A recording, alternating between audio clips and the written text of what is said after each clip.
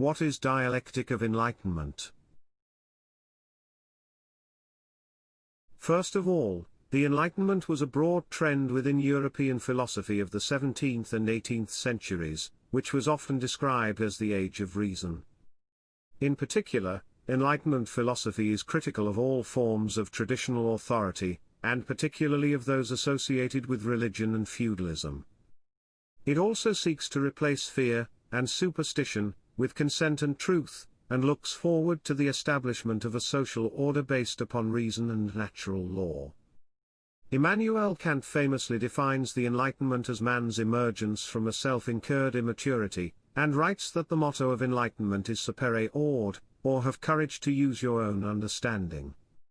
Indeed, for the 18th century philosophers, such as Immanuel Kant, the Enlightenment was described as a linear process that would finally free human beings from the superstitious and tyranny of their self-incurred immaturity, and would reveal the existence of a rational humanity capable of infinite perfectibility.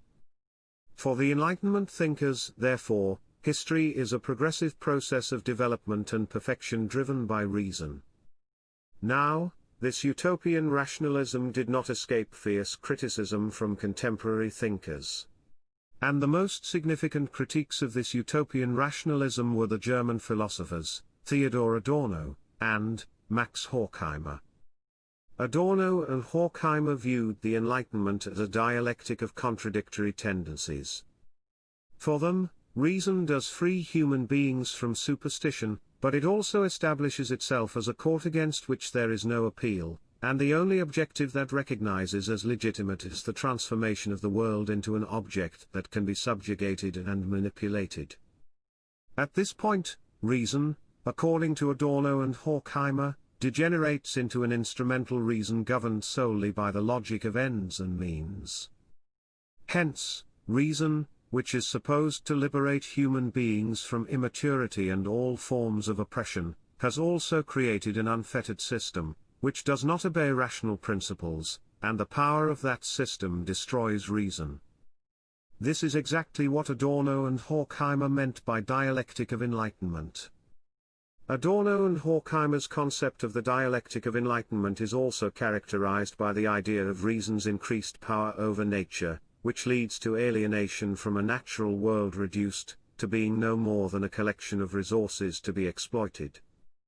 Thus, instead of liberating human beings from immaturity and all forms of oppression, the Enlightenment has become a form of totalitarianism, which establishes a tyranny of instrumental reason.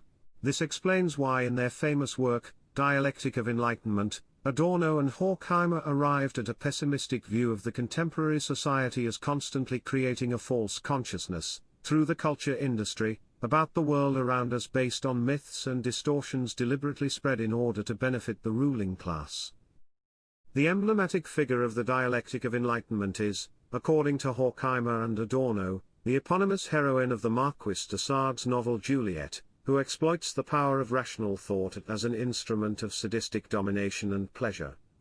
Here, Juliet enjoys the exquisite pleasures of destroying the civilization of the Enlightenment with the very weapons it has created.